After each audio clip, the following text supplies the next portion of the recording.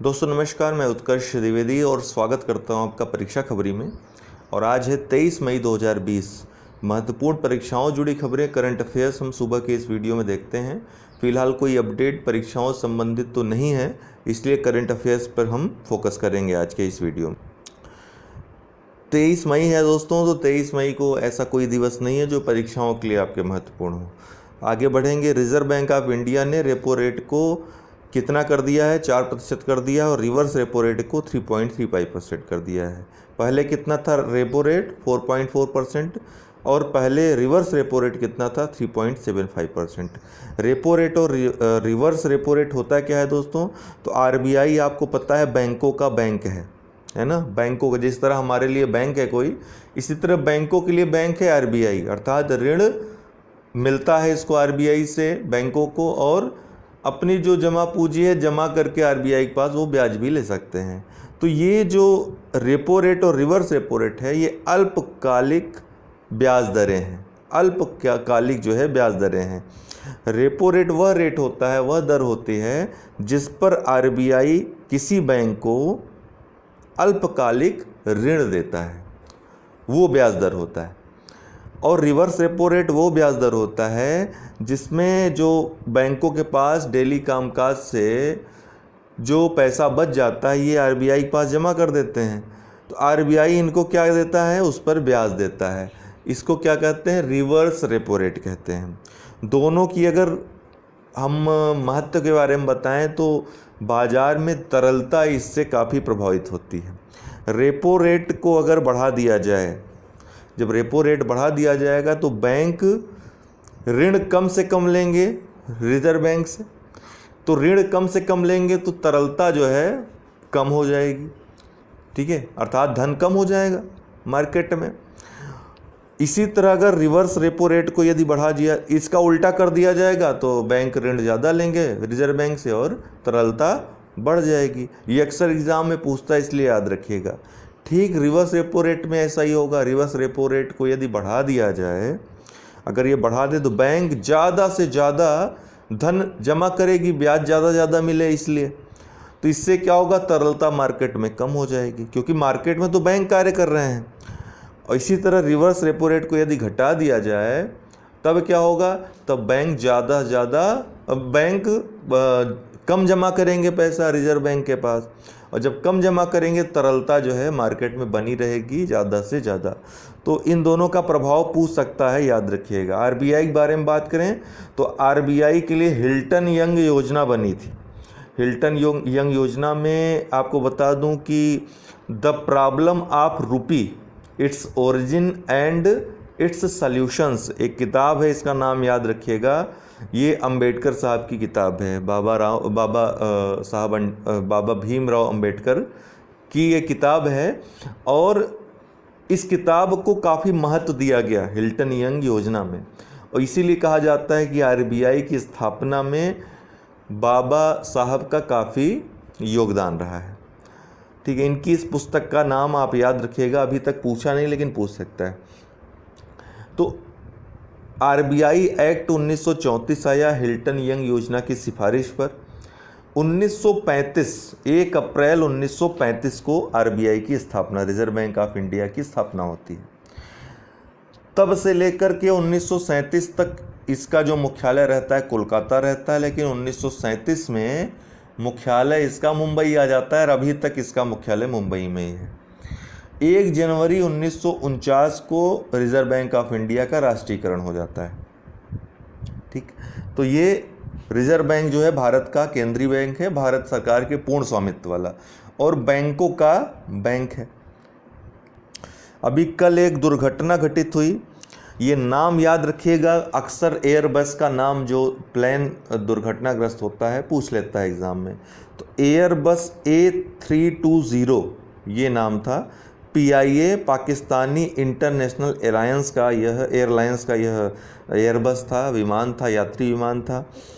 इसका नाम Airbus A320 था। इस उड़ान की जो संख्या थी PK 8303, और ये लाहौर से कराची जा रहा था। एक रिहायशी इलाके में गिरा, काफ़ी लोगों की इसमें मृत्यु हो गई। 100 से अधिक लोग इसमें सवार थे, जिसमें 99 यात्री थे। तो एक काफ़ी भयावह दुर्घटना ये घटी कल पाकिस्तान में। द सरस कलेक्शन ये चर्चा में आया, क्यों आया? क्योंकि केंद्रीय ग्रामीण विकास व पंचायती राज मंत्री कौन है इस समय? नरेंद्र सिंह तोमर जी द्वारा government e market place portal जो है उस पर इसको लॉन्च किया गया। GEM क्या है? जैसा कि नाम से ही आप देख रहे हैं, गवर्नमेंट ई मार्केट प्लेस, अर्थात सरकारों के लिए ये ई मार्केट प्लेस है, अर्थात आवश्यक वस्तुओं और सेवाओं की खरीद के लिए एक पोर्टल है। यहाँ से केंद्र व राज्य सरकारी संगठन जो हैं खरीद कर सकते हैं। तो एक राष्ट्रीय सार्वजनिक खरीद पोर्टल है GEM पोर्टल। इस पर ही द सरस कलेक्शन को लॉन्च किया गया, अर्थात द सरस कलेक्शन अब GEM पोर्टल पर देखा जा सकता है। तो सरस कलेक्शन को शुरू किसने किया? GEM ने, अर्थात गवर्नमेंट ई मार्केट प्लेस ने, और DAYNRLM अर्थात दीनदयाल अंत्योदय योजना, राष्ट्रीय ग्रामीण आजीविका मिशन, इन दोनों के द्वारा ये शुरू किया गया है। महत्वपूर्ण है, पूछा जा सकता है। इसमें क्या किया जाएगा? जो सेल्फ हेल्प ग्रुप्स हैं, स्वयं सहायता समूह जो हैं, इनके द्वारा बनाए गए दैनिक उत्पादों का प्रदर्शन इस पे किया जाएगा, जिससे उन्हें केंद्र और राज्य सरकार के जो खरीदार हैं उन तक पहुंचने हेतु ऑनलाइन मार्केट उपलब्ध हो सके। ठीक, ऐसे मुख्यतः इनमें जो केंद्रित किया गया है SHGs को, और इससे मुख्यतः महिलाएं जो हैं, ग्रामीण महिलाएं जो हैं, जो सेल्फ हेल्प ग्रुप से जुड़ी हुई हैं, कार्यों से जुड़ी हुई हैं, वो लाभान्वित होंगी, उनका सशक्तिकरण होगा। अगर हम DAYNRLM की बात करें तो पहले ये सिर्फ NRLM था, राष्ट्रीय ग्रामीण आजीविका मिशन था। इसकी शुरुआत जून 2011 में की गई थी। ठीक है, कब? जून 2011 में। और ये जो स्वरोजगार है उसको बढ़ावा देने के लिए, गरीबी को कम करने के लिए योजना थी।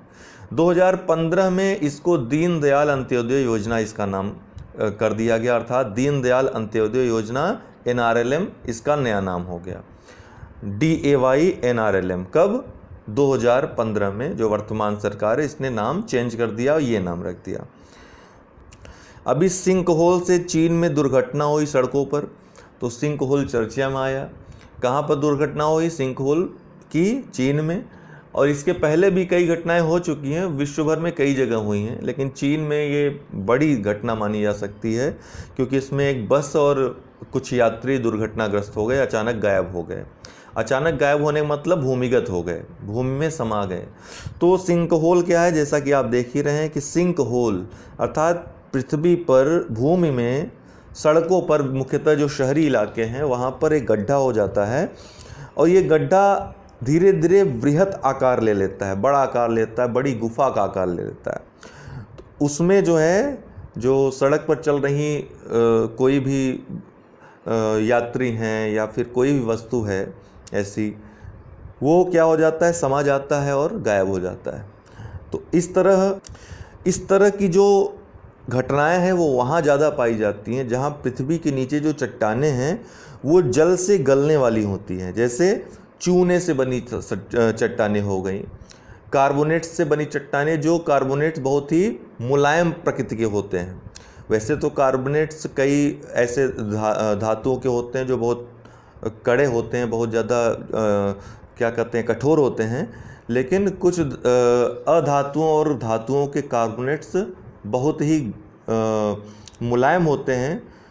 और इसी कारण जब जल ज़्यादा प्रवाहित होता है, भूमिगत जल या वर्षा जल के कारण, वो गलने लगते हैं, और गलने लगते हैं तो छोटा गड्ढा जो है बड़ा आकार धीरे धीरे लगने लगता है और गुफा का आकार ले लेता है।